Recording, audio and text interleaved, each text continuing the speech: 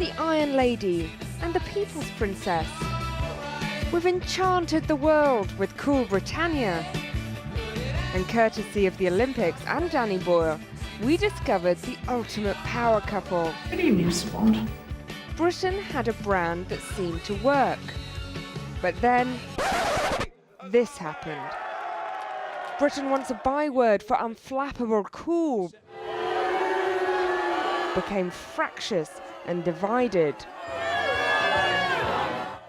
So I went to see one of the top ad agencies in the country to ask if they could help create a new post-Brexit campaign to rescue the brand. How do you unify people around this one image, one brand? How can you provide a campaign? I guess where you start is you try and look for something that is unequivocally true, that people can't argue with. And they say, yes, well, you know, whatever the debate now is, I know that to be true. But is that part of the problem, that we've been recast through the lens of Brexit as quite quarrelsome, quite, you know, panicky? Quarrelling little Englanders. Yeah, that's right. People are going, well, what is happening in Britain? Do I trust it anymore? I thought I really understood it. And so Britain has to be clear about what it really is going forwards, and has to project that with confidence. Yes. How do we get some swagger back to Britain without it being arrogant, yes, I suppose? Absolutely. Yeah. They seek him here, they seek him there. In London's Savile Row, there's plenty of swagger. Here, they're not just selling suits, but an image, an ideal. One of the architects of that image is Oswald Boateng. His journey from a North London council estate to the jewel in the crown of Savile Row gives him a great vantage point to assess how our brand is doing. What is British is a conversation that's been happening for a while, I think. Do you think Brexit's changed that conversation? Because I think Brexit has confused the conversation. You felt what it is to be British was an expanding proposition and involving many other cultures into it.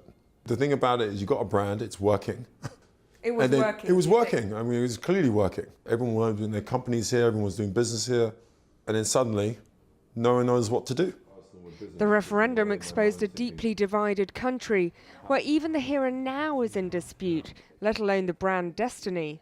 With all creative or any type of vision of the future, you've got to be a bit clear about what it is. If you're not clear, how do you get there? And that seems to be very much the issue. It's not clear. Now Boateng worries Brexit has stirred up some ugly ideas he hoped had been left behind in the 70s. Without a question, Brexit did kick up a certain sentiment that I hadn't experienced for a long time. And actually, as a consequence, had a couple of experiences that surprised me. Racism. Yeah. And so, you know... It's made racism okay again? Almost a little bit more open for conversation where it wasn't before, which, for me, who experienced it as a kid, thinking it's behind us, was disappointing. It's the big day back at the agency, and they've come up with 3 big ideas to solve our problem. Why can't we fall back on crumpets and castles and the Queen and the flag? Why not just the flag? I think the problem is, what does the flag mean to people now? When you think about the symbolism of the flag and what Brexit has done to that, then it starts to get a little bit sticky. And this sort of picture of it really is a symbol of racism. It's been rehabilitated, hasn't it? There's been this sort of cool Britannia version of it, which we said were very exciting, cultural, progressive values. But now people are starting to say, well, what does it mean now? And you'll find plenty of people saying, actually, I'm a bit ashamed to be British. St Luke's first campaign tries to tackle just that. The truth is that Britain is famous for its history. We don't just have history, we make history, and that's where the real pride is. It's not just the truth, it's something inspiring. So many great sort of British epochs have been defined by fearless women. So here we have, literally on the shoulders of Queen Elizabeth, is Nicola Adams. You know, she's the first woman to fight her way to an Olympic title. You know, she's an OBE, she's an LGBT champion. So here we have sort of modern, diverse Britain carrying on that sort of history-making heritage. And it's not just about giving Brits a history to be proud of. The next one is Game Changer Britain. It's also about reminding the world that we can be a force for modernity. the Industrial Revolution, the National Health Service. Yeah, the invention of the internet. Yeah. The cultural impact of the Beatles, the cultural impact of girl power, all of this changed the game around the world. How do we put a picture to that? So here we have Meghan Markle as Britannia. Okay, so of course what Meghan has done is she's changed all the rules. Of course, Britannia, she's a Roman goddess, and she was designed 1,000 years ago to embody the British Isles, and here she is leading in the new generation. And if Meghan doesn't inspire you, what about a child wizard? The next one is British brilliance. What better image than Harry Potter on a Dyson vacuum? Brilliant innovation, brilliant fiction. Or even Wallace, leaning on a Rolls Royce. Innovation is something that Britain's really known for, but it's our ability to be irreverent, to create new imagery, new ideas, to juxtapose things that aren't normally juxtaposed and to create something new. If we put anyone one of these things on their own, it wouldn't be self-deprecating, it wouldn't be British. We're celebrating these things, but we're also making fun of ourselves at the same time, and that's very us, I think. Yeah. How we look to the future shouldn't be limited by domestic Brexit squabbles, says one of Britain's leading industrial innovators.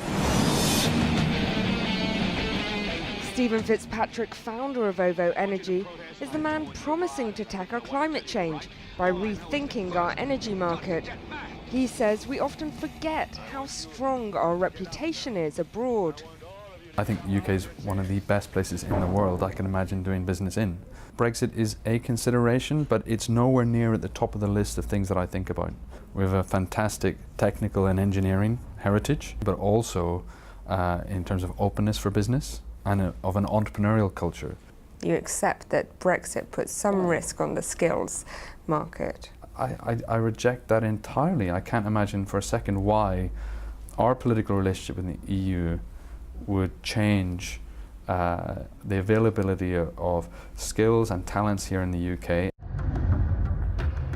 Another one of Fitzpatrick's businesses, Electric Vertical Takeoff, hopes to put the UK at the vanguard of tech innovation.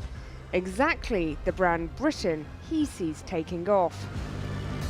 When we talk to people from spaces as far away as Tokyo or Texas, people want to know what we're doing in the UK. We're seen as being way ahead of the curve. Is this a good moment to be an entrepreneur?